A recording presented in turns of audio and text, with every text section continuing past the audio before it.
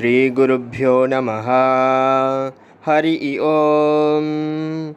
Ganana Antva Ghanapatigam Havamahe Kavin Kavinam Mupamashravastamam Jeshtarajam Brahmanam Brahmanaspata Anishtrunvannodibhiseda Sadanam Prano Devi Saraswade Vajenevade Dinama Vitrayavado Ganeshaya Namaha Saraswatyai Namaha Shri Gurubhyo Namaha. Hari Om.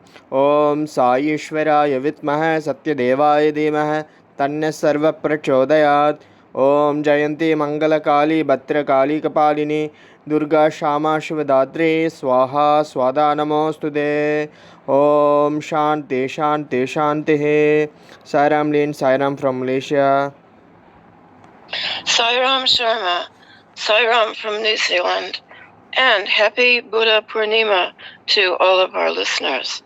Thank you, Swami, for giving Sharma and I this golden opportunity to speak of Lord Buddha, his mission and his message, and some little nuggets of information that I came across while serving in the ashram Prashanti Nilayam. Om Shri Sairam. So happy Buddha Purnima to all. Today is the day which is celebrated in Prashanti Nilayam. And I can tell you that the presence and the imagery of Lord Buddha in Prashanti was always very strong and is still today. There at Hillview Stadium is a magnificent statue of the Buddha. And in the meditation gardens, behind to the right of the mandir, as you wander down after you've been in the mandir, you will come to the meditation gardens. There is a beautiful area with a large seated Buddha. He's quite large, and a lot of people like to sit and have their photo taken next to him. And of course, as we know, Swami is the 10th incarnation of Lord Vishnu. And Buddha is also listed as one of the incarnations of Lord Vishnu. So we have before us this divine being whose appearance in India all those thousands of years ago was a major factor in turning hearts to God. And Swami has a lot to say about it, of Buddha. And indeed, you will see in the photo of our thumbnail that many Buddhist monks flocked to see Swami. They knew who he was, and they gave him obeisance. They loved being with him. And it's a little-known fact that some of the Dalai Lama's relatives actually lived in the ashram. I discovered this when I first started going in 1989. One of the residents in Roundhouse 3 pointed out to me where they were living, and of course this was probably kept very quiet. But these are the kind of things that you came across when you did seva in the ashram sooner or later. All these little nuggets of fascinating information came to you. Now, Swami himself spoke about the stages of man, and he said that the Buddhists declare, I take refuge in the Buddha, I take refuge in the Sangha, I take refuge in Dharma. And Swami explains that the first statement, I take refuge in the Buddha, is the involvement with the reality in one's own individual self.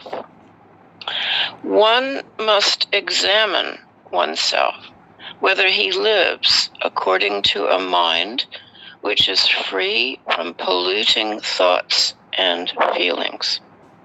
Buddha is the symbol of the awakened intellect. Is the intellect sharp enough for clear discrimination?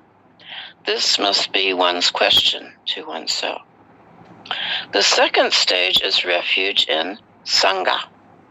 Just as one yearns for and works towards securing property, welfare, and happiness, one must also yearn for and work towards securing these very things for the Sangha, which means the society to which one belongs. Without society to guard and guide, the individual is lost as a drop of oil on an expanse of water.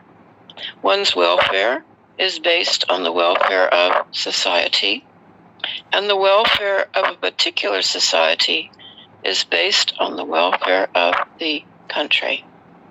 Swami says the third stage is refuge in Dharma. Dharma means the vesture, and that is the clothing of the cosmos, that which is its very nature, namely prema, or divine love. When one seeks refuge in love that sustains and promotes progress, the individual, the society, and the world becomes a sublime trinity. So there you have it. I take refuge in the Buddha, I take refuge in the Sangha, I take refuge in the Dharma. This is beautifully explained in Sathya Sai Speaks, Volume 11, Chapter 24. Now, Swami said that before attaining nirvana, liberation, he taught very well. His brother, Ananda, was shedding tears, and the Buddha said to Ananda, "Don't cry like this. Why are you shedding tears?" And Ananda said, "Since you are dying, I am crying." Buddha said, "I'm not dying, nor are you going to live. All of us will leave this body at one time or another, so don't shed tears."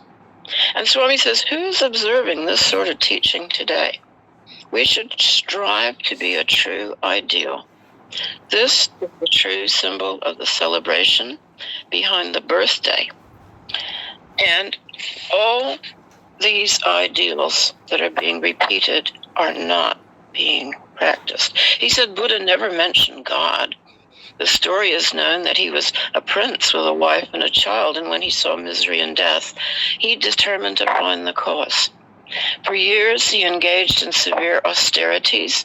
He made 3 announcements: all is suffering, all is transient, and all is void. And Swami explained this to Dr. Jack Hislop in Conversations with Sathya Sai Baba. But on a brighter note, Swami points out, for 26 years, Buddha sought the realization of the self. How did he do this? By studying scriptures, meeting the sages and saints, and listening to their teachings.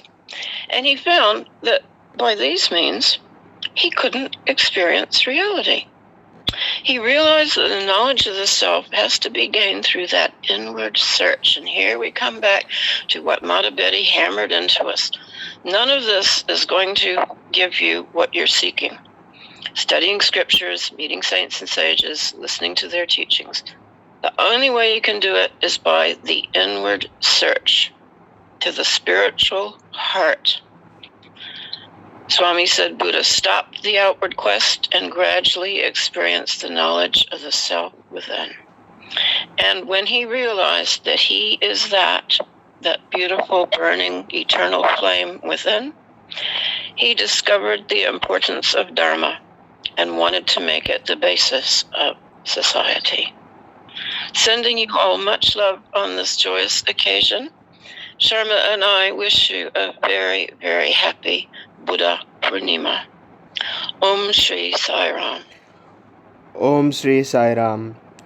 Om Buddham Sharanam Gacchami, Sangam Sharanam Gacchami, Dharmam Sharanam Gacchami, Sathya Sai Sharanam Gacchami.